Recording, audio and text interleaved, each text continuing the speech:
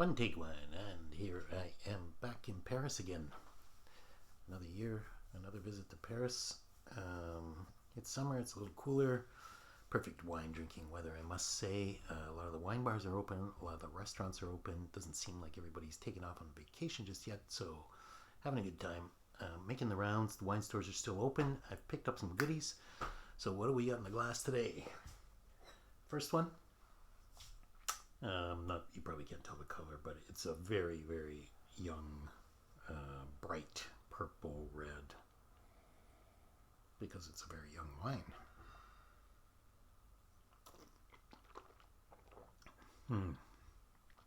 This is lovely. It's a red Twizzler,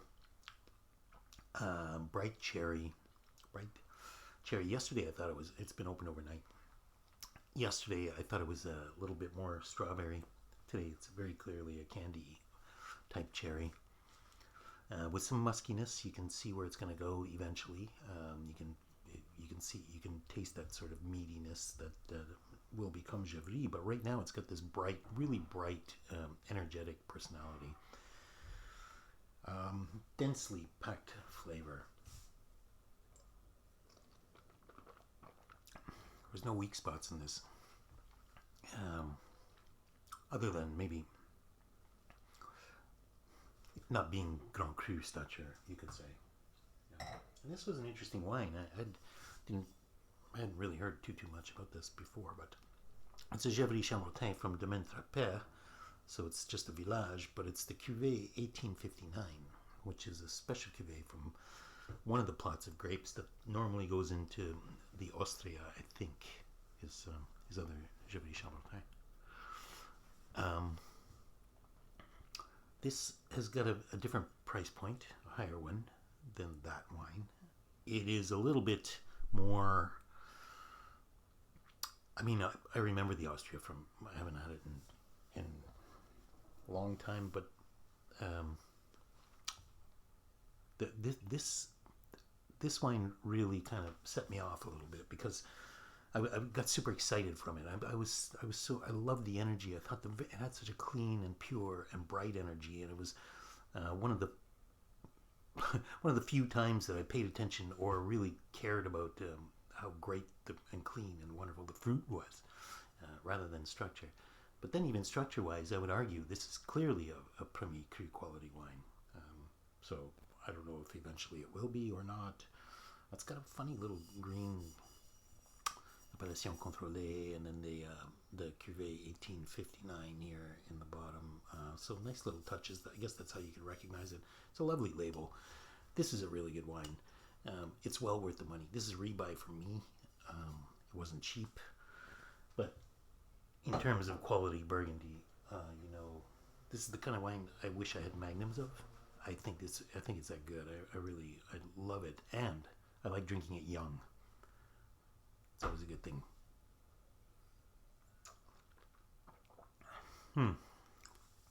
It's more a Charolais, and it's already drinking. What else can you ask for? Second wine. Bit of a different character here.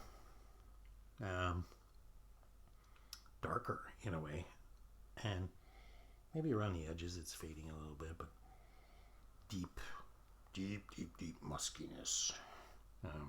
Base. How low can you go?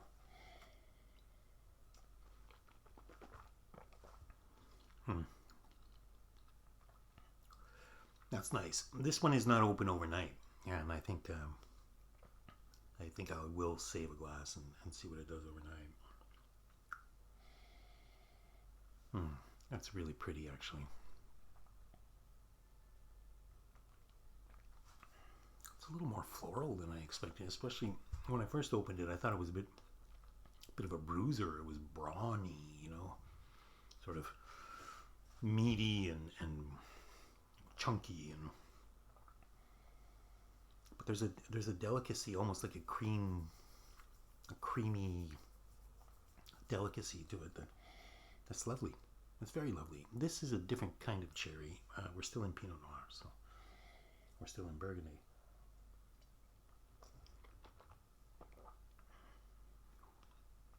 More like a stewed cherry, I think.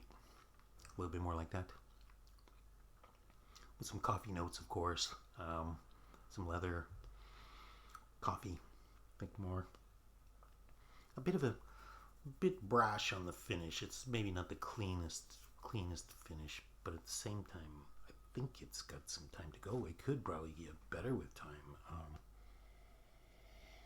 And again, the nose is so heady on this. This is better wine than I remember, although I've had very, very few examples of this, I must admit. And when I did, it was many, many moons ago. It's a Gevreys Chambertin Clos de Fonteny, which is a monopole of Domaine Bruno Clair. And Domaine Bruno Clair has kind of, I've rekindled my interest in this producer a little bit. Like I said, many moons ago, tried them. I thought very young they were difficult to drink, and I drank a lot of young Burgundies at the time. So I kind of put them aside because it was my impression that they require so much aging and I have no patience and life's too short, that kind of thing, which is sort of a silly outlook, but at the same time it's kind of the way I approach things. So this I found today during my wine travels. It's a 2013, very much not one of the most revered years in Burgundy, but at the same time, like I say, I've had great examples of 2013. I think good producers, bad vintages is always, for me, a winning combination. If anything, it keeps the prices down so you can actually afford them and sometimes get to drink them. It's the only time I've ever gotten to drink a Roumier, for instance, Le Cras. Usually those are so expensive that they beggar belief in terms of price, but I found that particular 2013 in Berlin, and because it was 2013, it was almost half the price of the other vintages that they had of it. So, I mean, sometimes a bad vintage is actually a good thing for wine lovers, and it's worth remembering. This, I don't know so much about Clos de Fonteny, I guess because it's a monopole, we don't hear a lot about it. And it does, I mean, that meatiness, I think, is very, it struck me as, this is going to be a very traditional Gevrey, Chambertin, old school, and I think I've got that in my head, that Bruno Clair's like that, and I think that's a reputation they're moving away from, especially in more recent vintages. And this, I think, shatters that belief a little bit. I mean, that opinion. I think it's not. I don't think it's a valid opinion. I think it's just my bias kind of coming into it.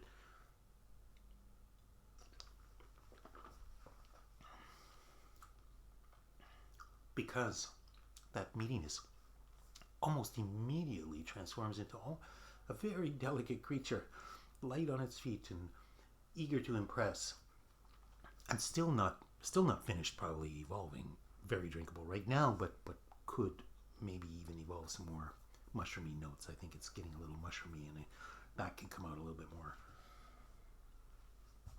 This is a lovely wine. I think you would love to have this at a dinner table. You really would, with some meat.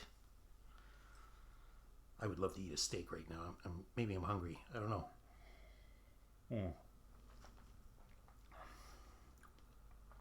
Really impressive wine. I wish I had my glasses here, my Zandos. I don't. I'm relying on my on the apartment's wine glasses, which are pretty. It's a bit of a mixed bag. So maybe as part of the wine hunt, I can start doing a glass hunt as well. Okay, that's it for this time. I've got many exciting wines. I've overspent on wine again, so I hope you'll stick with me. You'll come back because I will have some more, and I have some pretty interesting ones coming up, I must say. Until then, stay thirsty. Thanks for watching.